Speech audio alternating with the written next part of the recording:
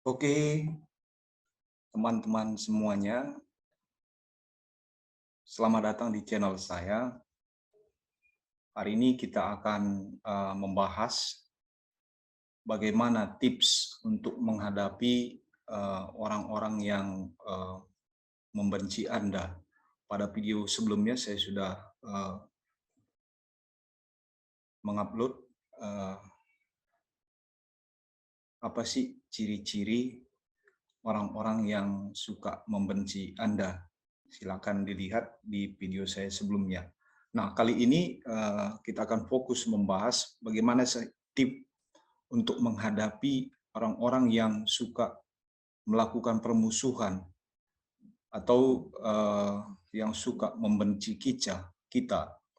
Dalam hal ini, sekalipun kita misalnya berbuat baik, di mata mereka itu adalah merupakan kesalahan atau kelemahan, atau memang mereka tidak suka kepada kita. Nah, tentunya dalam hal ini ada beberapa hal yang harus kita ketahui sehingga kita bisa tetap produktif, baik di dalam kehidupan kita, di tempat kerja, di tempat kuliah, di sekolah, dan sebagainya gitu ya. Sehingga orang-orang yang membenci ini tidak mempengaruhi produktivitas kita dalam bekerja. Kita masih bisa mengeluarkan ide-ide kita yang terbaik, kita bisa tetap memberikan sesuatu yang positif, sumbangsih positif terhadap diri kita, bahkan orang lain, termasuk orang-orang yang memusuhi kita itu, kita bisa mengatasi tantangan-tantangan kita itu sehingga kita tidak down, kita tidak jatuh, atau kita tidak patah semangat atau frustrasi, dan seterusnya. Nah, yang pertama yang harus kita sadari bahwa kita tidak bisa mengontrol orang lain. Maksudnya seperti ini. Kita tidak bisa mengontrol pikiran seseorang. Kita juga tidak bisa mengontrol perkataan orang, apa yang ingin dia katakan terhadap kita. Kita juga tidak bisa mengontrol bagaimana dia memandang diri kita. Karena itu semuanya adalah di luar diri kita. Cara berpikir orang, pandangan orang terhadap kita itu mutlak adalah milik orang lain. Sehingga hal ini harus kita sadari bahwa ketika ada sesuatu atau ada sebuah penilaian atau statement yang tidak cocok di dalam pikiran kita dari orang lain, maka itu di luar kendali kita. Jadi hal seperti ini perlu kita tanamkan di bawah alam sadar kita sehingga kita tidak terlalu dipusingkan atau tidak kagetlah jika ada orang-orang yang misalnya mempunyai pemikiran berbeda atau memberikan penilaian kepada kita yang tidak sesuai dengan yang kita harapkan. Karena alam pikir seseorang adalah di luar kendali kita. Itu yang pertama.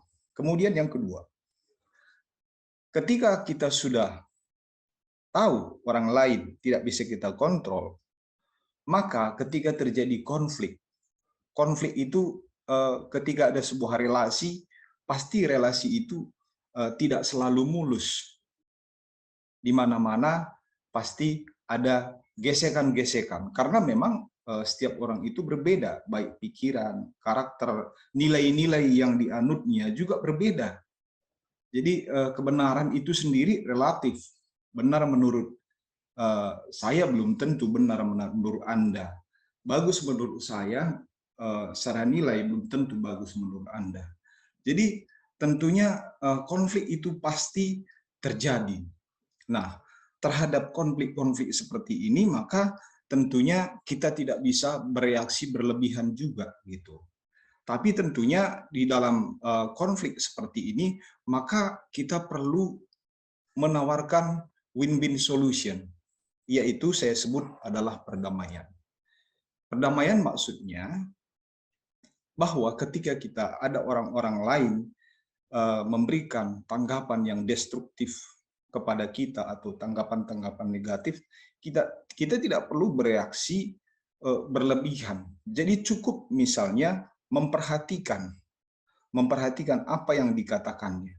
Jangan-jangan penilaiannya tersebut benar adanya, karena tentunya jika orang berkata-kata kepada kita, bisa saja motifnya benar, tapi bisa juga memang ada maksud-maksud terselubung. Makanya untuk itu jangan bereaksi terlalu berlebihan. Nah, jadi di sini maksudnya ketika ada hal-hal yang berbeda, maka di sana harus kita perhatikan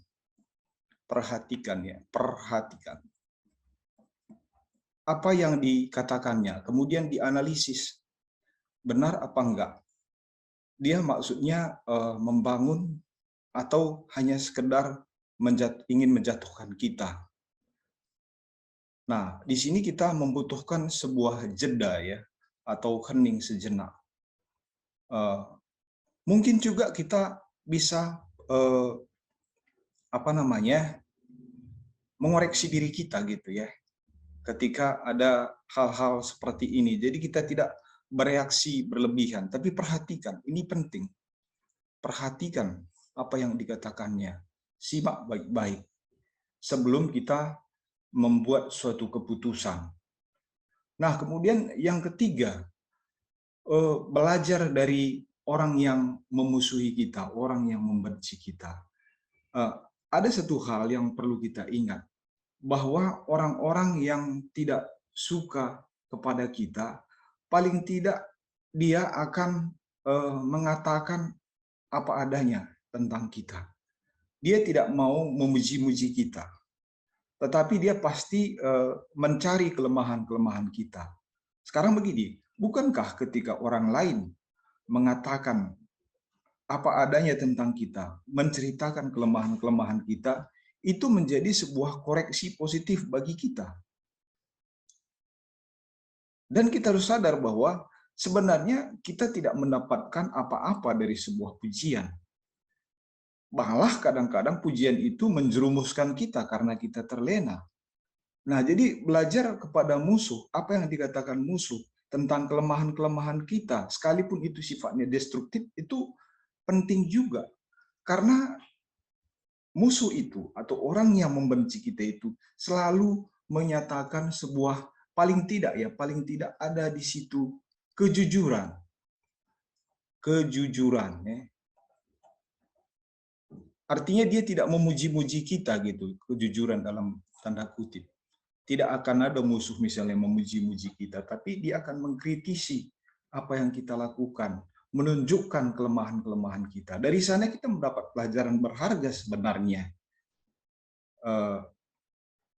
dari apa yang dikatakannya secara jujur, atau bahkan kadang-kadang dilebihkan. Tidak apa-apa, itu kan sebuah sumber pembelajaran yang sangat penting sekali dalam rangka untuk menyempurnakan diri kita, dalam rangka untuk belajar untuk lebih baik lagi dari apa yang dikatakan oleh orang yang membenci kita. Nah, kemudian yang keempat adalah di sini, ini yang sangat tentunya penting sekali dan sering diabaikan orang. Kita kadang-kadang lebih fokus kepada orang lain. Kenapa dia berbuat seperti itu kepada saya? Padahal saya selama ini baik kepada dia. Atau misalnya kenapa dia tetap menilai hasil kerja saya jelek? Padahal banyak juga orang yang sudah mengakui kerja saya baik. Kita terlalu fokus kepada orang lain. Padahal kalau kita misalnya fokus pada diri sendiri, nah jadi di sini fokus pada diri sendiri, ya kan, diri sendiri. Kita fokus pada diri sendiri dengan cara memperbaiki dari apa yang dikatakannya, perbaiki diri kita. Hal-hal mana, di bidang-bidang mana dia mengkritisi kita. Misalnya, katakanlah kita dicap sebagai misalnya di dalam dunia pekerjaan misalnya, orang yang tidak bisa bekerja sama. Nah, itu tentunya bisa kita perbaiki di dalam diri kita. Kita memperbaiki, kita upayakan bahwa kita bisa selalu bekerja sama dengan orang lain, gitu ya kan. Kita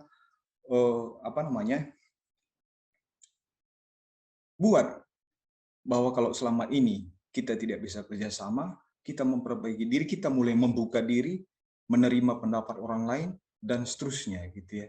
Nah, kemudian bisa saja misalnya di dalam diri kita masih ada benih-benih iri, benih-benih dengki, atau benih-benih suka merajuk atau gampang sakit hati. Bisa saja masalah itu sebenarnya ada di dalam diri kita, bukan di diri orang lain gitu.